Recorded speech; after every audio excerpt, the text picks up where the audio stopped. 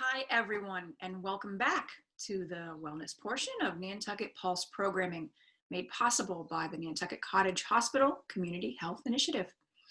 I'm Natalie Simonero. I'm your host, and it's been my pleasure working with a wonderful team dedicated to highlighting essential resources that can help us balance our new way of living, taking care of ourselves, taking care of each other, and connecting us to those who can help us during this time of what seems like ever-changing tides. The waves can sometimes be hard to navigate. So today, I'm going to be talking with a return guest, Tess D'Alberti, the Executive Director of Fairwinds, Nantucket's Counseling Center. We're going to discuss some concerns with mental health and substance use during the pandemic here on the island. We also hope to gain some further understanding of how Fairwinds has been adapting and able to serve our community. It's great to see you live. It's great to see you. I wish I was in person. I wish that we could be in person too, but I mean, with the power of technology, this is kind of what we're doing. Or we'd be talking, through an open door 6 feet apart with masks on. So this probably is a good way to start. It is. It's our new normal, right? That's right. That's right. Well, I thank you so much for your flexibility and for taking the time to do this with us today. I've been excited all week to be talking with you. So I really appreciate it. Thank you. You're welcome. I've been thinking a little bit, Tess, and, we're in a slow phase of reopening in the world. Some states have opened. We're in phase 1 of reopening here on Nantucket in terms of the way business is happening. And I thought it might be helpful to maybe address some concerns that we have. And if it's okay with you, if you're comfortable with it, I'd love to kind of start off with some questions. And of course, take it from there. If there's something that you have to add or whatever you want to say that could be helpful, that would be great. Is that cool with you? Sounds great. Great. All right. So I think first, with all the changes that are going on right now, and people are trying their best to adapt, I'd be interested to know if you could name maybe a primary concern or some concerns in terms of mental health and substance abuse and substance use here on the island during this pandemic and the shelter in place and as things transition. I'd be happy to. So I'll start off with my personal and clinical opinion that mental health and behavioral health is health. It is one of our primary components where you can't separate yourself from it. So who we are, what we do, our day-to-day life is the underpinning of what we think, how we feel, how we take care of ourselves. So mental health is all of how we're navigating COVID. And I was just sharing with Andrew, I think the water metaphors keep coming up for us. We're all in the same storm, but we're in different boats. And I think some people through this entire situation on Nantucket, some have been working more than they've ever worked before. And this virtual landscape of trying to meet the need, those first responders, those not-for-profits in the health and human sector service are doubling down, and it's been intense. There's also the other pendulum swing of those who have sadly been without work. And every week and every month that slides by, it feels like Groundhog Day. And the isolation and the financial impacts have been heavy on most.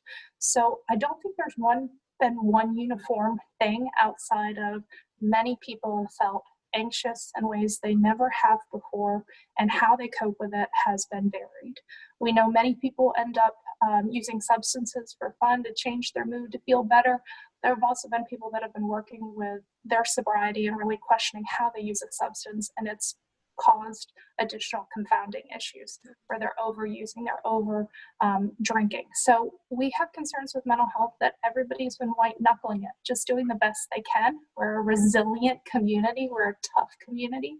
But as the weeks slide by, it's exhausting. And I think we should just kind of all acknowledge that this is a lot going on, and reaching out for mental health is what I most want to push, is that sooner rather than later, and that all of us benefit from that oil change of a vintage car, getting in there, getting some work done, getting back on the road. Agreed. I mean, it's been ups and downs. You know, I know people who have been working more than ever, as you said. I know some people who are at home just kind of, you know, watching the days go by and saying, what am I going to do today? Or if I'm talking to someone and they say, what did you do today? You know, it's the same thing I did yesterday. Yeah.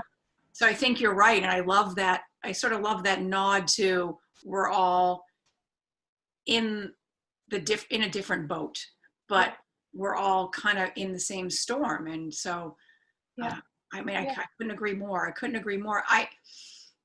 You know, to follow up on that, you know, I think it's so important, and I think a lot of people do know this, but I think it's so important that people in need know that they can still find help right here on island.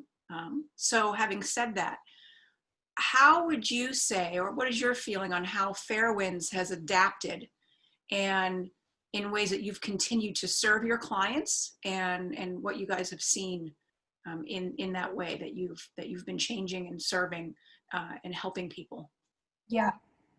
So we were really fortunate, and I'm so proud of my teammates at Fairwinds. I'm biased, so I should say that up front, but I love the people I love the people I work with. And we had prepared for telehealth last fall, that virtual component of what you and I are doing, Natalie, here. And we're able to very quickly turn our entire clinic practice and under 6 hours to cover the model. And we tried very hard to get the word out there that there would be no interruption in care. We would continue to see clients from the safety of their home, their car, on a walk, whatever it looks like, via their smartphone or computer device. So we are, for the first time in many months and more than a year, have no wait list. We're able to immediately case assign for psychiatry, peer recovery coaching, individual outpatient and family therapy. We're taking referrals for psych testing. We have community support providers. We have openings for almost every single line of our service. So we've been really grateful that technology has helped us stay connected to people. When the pandemic started and Massachusetts started to shut down that early mid-March, we did have a drop in clients connecting to care, not due to IT, but we wondered about just the shock and the concern of what it meant for people to be out of work and financially what that meant. And we did suspect, especially when they were there for substance misuse, had they been relapsing, have they been having challenges with their sobriety. Since that time, week after week, our increased requests for services gone up week over week. And we're hiring up, actually anticipating that it will continue to grow as the summer and the year goes on. So we're proud that we have GoToMeeting, a HIPAA compliant virtual link that we can send you. We can end up seeing people same day appointment. That's something we're rolling out next week, where virtually you could be sent a link and connect. And we also recognize that our little people, our wiggly young people that are in treatment, they want to do FaceTime, they want to do WhatsApp, they want to do it as easy as possible. And if that's what the client wants to do, then we're going to stay extremely flexible. Nights, weekends, when clients want to connect to care, we try to be really malleable about that.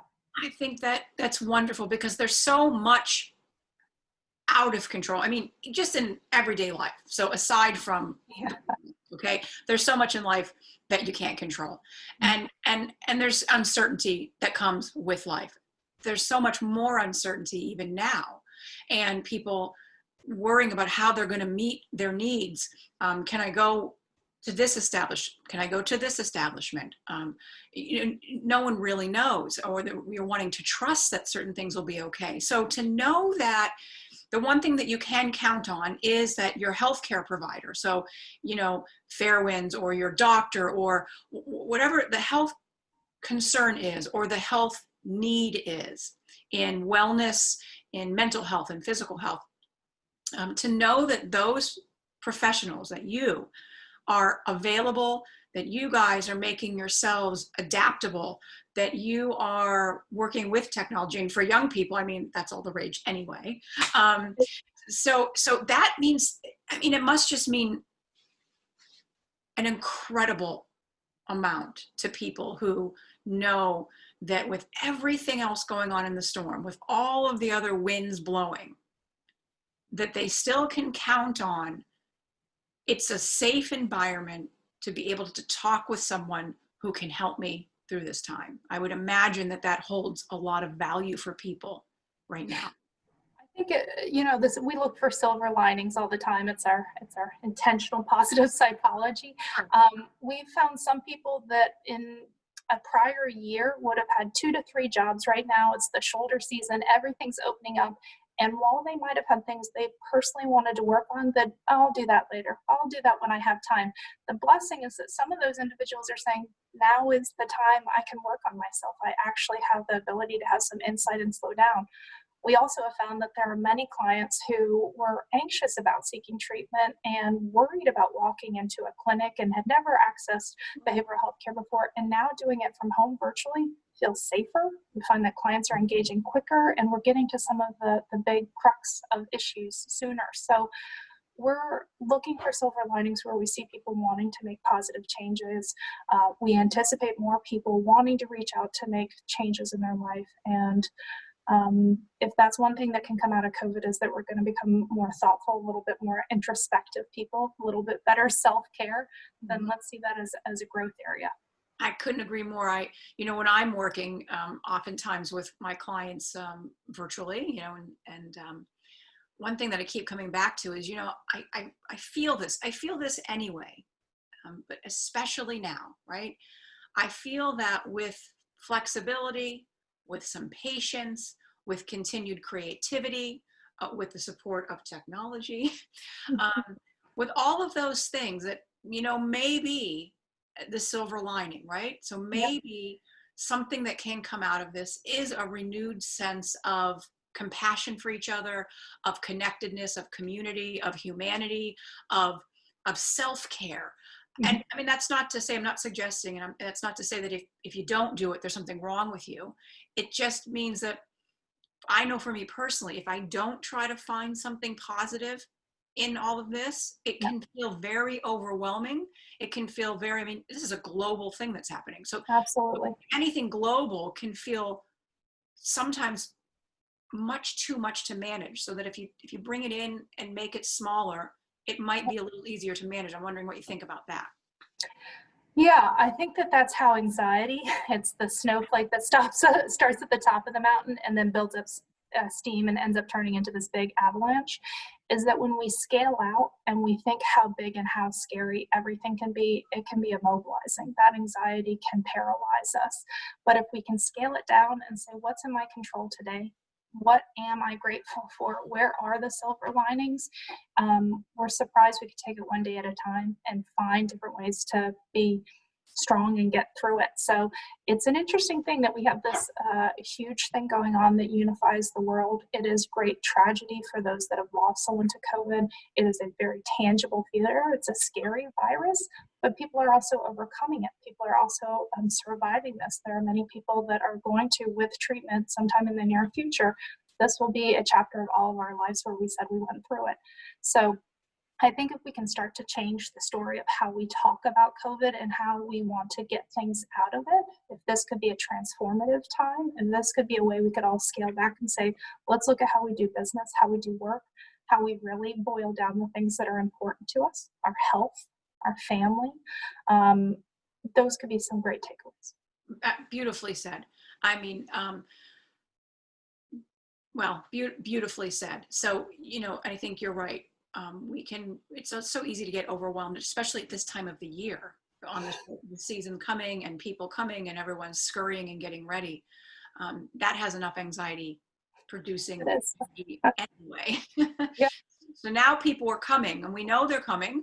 And I'm wondering, how much anxiety, I mean, there's no way to know, but I can imagine that, on one hand, yes, our island, we know that so much of our economy is based on tourism and seasonal homeowners and all that comes with that. So in one way, we want business. We want business to be able to support ourselves. And the other way, I would wonder what your take would be on maybe some anxiety and or fear that people may be experiencing because they know that people are coming. And how are we going to, we've done such a wonderful job as a year-round community here, keeping the cases low. Everyone's doing what they're supposed to do. So I can imagine that there are some concerns and some anxiety involved with people coming back to the island. And I wonder if you would have any advice to people on, not shutting themselves down and remembering that, we all are in this together. I think that our summer residents are our residents. They are as much Nantucketers as any of us here. They love and support us. They are the lifeline to most businesses. If you thought about all of our beautiful restaurants and our real estate and our construction and our trade, it is symbiotic. It's not us versus them. It is us together that love Nantucket and call this our home, regardless of how much time there is. If we can remember that these very passionate people that love Nantucket are living in similar communities where they have had the same safety precautions, the same thought, the same education as all of us about what the CDC is reminding us about being safe, social distancing, wearing masks. These are not people coming from another planet who are not aware of what we all want to do to keep our own anxiety and our own physical safety about. So I think that there's just some humanity that we're all in this together. It is an anxiety producing time. What we're not hearing is from our clients is the concern about more people coming to the island. There's excitement. That means work. That means things possibly opening up. It means we're not alone. We're not 30 miles out to see just us. What I hear more often is people who are wondering when work's going to start back up, what the new normal is going to continue to look like. We talk to clients a lot about what this constant phased opening from Governor Baker looks like, because it's hard to just sit and wait every 3 weeks. That is what we hear more of anxiety about. It's not necessarily an influx of people that are going to socially distance and be as safe because they're mindful of their health. They know we have scarce resources on this community. They largely funded our beautiful hospital, make sure this was possible for us.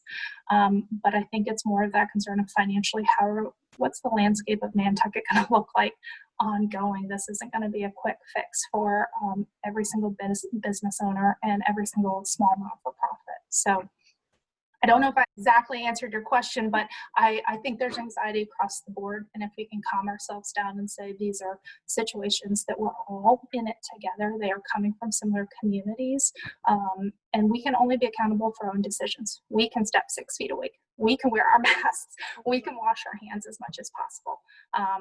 That's right. And you did. You actually, that was helpful. And it was exactly what I was going for in terms of really highlighting that we are in this together, that people who are coming to the island are not enemies. They are community members.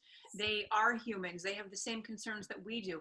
They're coming here because they love it here. They're coming here to maybe escape the craziness of wherever they live at the other time of the year. And so I'm glad that you have that thought process, and I'm glad that you're not hearing a lot of anxiety from people with that. I know it's out there, but I much rather focus on what can we do together to keep safe, and not use this as a reason to separate us in any way. It's not us against them, as you said. Whether we live here 12 months out of the year or 9 months out of the year or 3 months, we're all in this community, and we all love it. Yeah. And I think it's a funny thing, again, about shaping narrative. It's a clinical tool that we talk about is, who are you in the story? It's sometimes the small minority that ends up catching the storyline, where a few people are very angry, anxious, upset, etc. I'll find that most people we come in contact with in this last fiscal year, we served just over 1,000 people. That's not what we're hearing. We're hearing, welcome back. We can't wait. Thank you for employing us, coming to our businesses.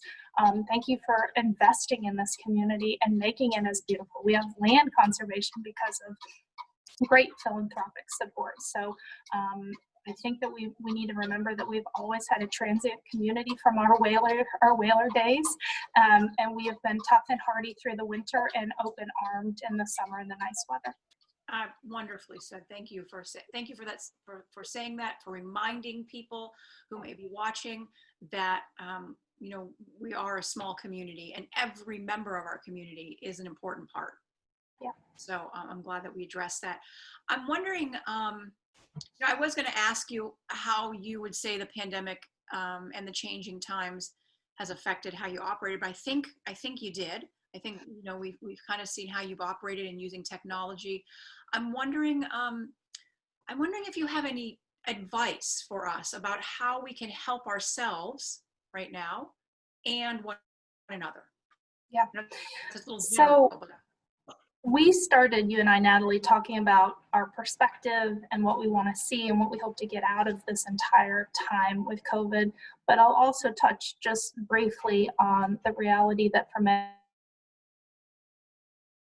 people that's hard to grasp, that it has been a time of crisis in the behavioral health community. It has been extremely challenging. We've been worried about people related to self-harm and overdose and domestic violence and abuse. It happens in every single community. Nantucket is not untouched by the humanities of life. And we have noticed an uptick of tragedies. So what I could say is that if we normalize mental health, if we talk about how we all have it, that it's the best thing we can do for ourselves is reaching out and asking for help. I would highlight that we've been, with your great support at Channel 18, doing some filmed, YouTube posted QPR, which is suicide persuade, refer, suicide prevention, as well as Narcan, which is the naloxone, the overdose response medication. So I think one of the advices we could say about how we could help one another is getting information out that is accessible and easy about how to keep our neighbors and our loved ones safe. My dog wants to say hi. Sorry. That's life, right? It's just recognizing that it's okay to not be okay. It is not okay to not ask for help. So we did pivot and move our virtual practice for all of our services, no wait lists, same day appointments. And for the last 2 months, we did virtual groups, drop-in groups Monday through Friday at 5. We recognized that people would better, they enjoyed the one-on-one connection, not the group format. So we pivoted this week to same day appointments, seeing a master's level clinician, no appointment necessary. So the advice for how we can help one another is admit when it's hard, ask for help sooner than later. And if you see something, say something. If you notice someone is depressed, despondent, isolating, or over drinking, dealing with anxiety and the financial stressors they're feeling, call Fairwinds. We are always here. We are open. We slide down to 0. We want to help you make some changes in your life. Wonderful. It's really, again, I mean, such a great resource. And I think you touched on something important too, that, we have a responsibility, or at least I feel, I won't talk about, for everyone, but I feel that we do have a responsibility, and especially because we live in a small community, to keep an eye out for each other. And so if we notice that there's someone in need, I mean, it could be as simple as picking up the phone or texting them, or, it could be a little thing like that, but it's certainly good to know, too, if you're someone who is just feeling overwhelmed, you're feeling afraid, if you're feeling anxious, if you're feeling any number of the multitude of emotions and feelings that on any given normal day we can have, that it is okay, and that chances are when you're out and about and you see someone, from a safe 6 feet apart, you're not the only one feeling that way. Yep. And part of what can be comforting is to know that you're not the only one feeling that way, and that there's nothing wrong with you because you're feeling that way. Yeah. And so, and to be careful, not to compare, like, well, oh, this person's going through such a much harder time, I shouldn't complain. I mean, if you're upset and you're anxious and you're uncertain, then that's what you feel. That's who you are. You're a human being. Everyone is important, is what I'm hearing from you, that no matter how large or how seemingly small an issue is, it's still something important, and we can find help. Yeah, absolutely. So, it's the beauty of psychology and art. It's a science. So how people deliver psychotherapy is a personal clinical approach and different techniques. But the science of, we know that we can change the way people think and respond to situations through neuroplasticity and rewiring the brain through talking to someone who is completely unbiased. If that's the way that it works for you, we are here to help you. We're also a big proponent of you find what works for you. If it's exercise, if it's your 12-step community, if it's calling your family regularly, it's just doing more of what makes you feel healthy and good. And yeah, I do agree. We're a small community where we have accountability to investing into turning this community into what we want it to be. Yeah, that's why we live here. Yeah, right? Absolutely. Perfect. Well, thank you so much. I'm wondering if, I mean, we've covered a lot, and we've talked about some really important points. I'm wondering if on a personal level, or professionally and personally, if you can share with all of us some helpful advice on some things that we can be doing maybe with our uncertainty and the anxiety about the future. So keeping in mind that we have uncertainty, we have anxiety about the future. Are there some things or some advice, as I said, that what we might be able to do to kind of try to keep that in check or to assist ourselves? Yeah, it's going to sound hokey. Oh, I'll go there. Practicing gratitude for the little things and giving ourselves a pat on the back that we're doing the best we can, and letting go of the should. The word should. I should be doing this. I should be doing that. I should be. It's little things like that that end up creating a huge wave of change. Is that I think that many people right now with anxiety are dealing with a ton of unknowns, and I cannot tell you the number of parents that are trying to juggle their Zoom meetings and a young child at home and the financial kind of, how am I going to pay my mortgage, and to remind themselves they're superheroes. They're getting through this one day at a time. Everybody's healthy, with great supports from the community. Bills are getting supported or paid, or rent waived for a month. You're doing the best you can. Practicing gratitude for the little things that happen like that to big things go a long way. And then reaching out for help. We are going to say that fair winds will make a difference, we believe, in people making change in their life. And it can be short-term treatment, and you can get what you want to out of it. If therapy's not for you, ask somebody else for help. And then we can work through whatever the challenges are to make life seem more manageable. And I imagine it's, it's a come and go. I mean, if someone isn't sure if therapy is right for them, they can try it. If it doesn't feel right now, you're not going anywhere. They can come back. Yeah. And that does happen. We love it when clients say, you know what, I'm really struggling with my negative self-talk. My self-esteem's just been crumbling. I just berate myself all the time. They come in for treatment. They're with therapists for 6 months. And by the end of it, they are so proud by who they've become, their next best version of themselves.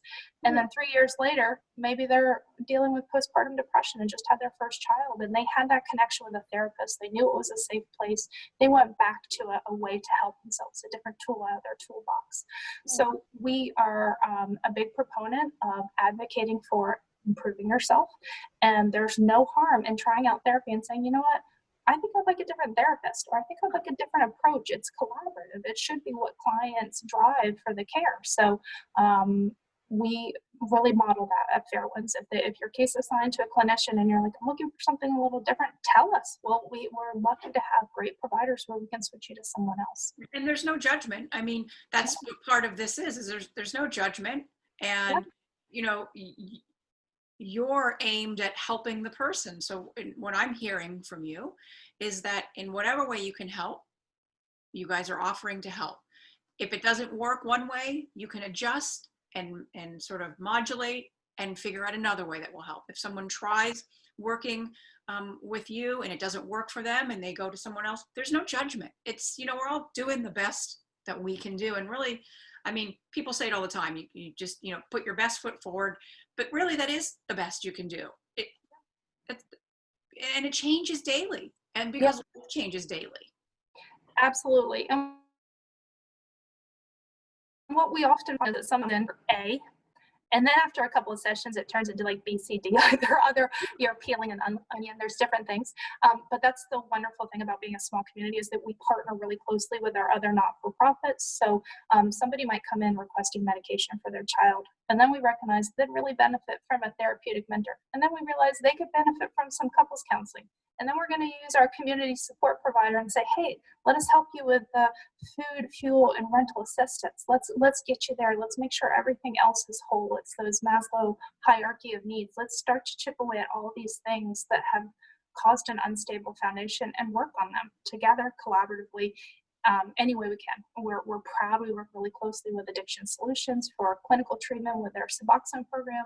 We work really closely with the Nantucket Cottage Hospital for referrals in and out of higher level of care, and sometimes the hospital place, that we recognize that this is a community where we're all in this together.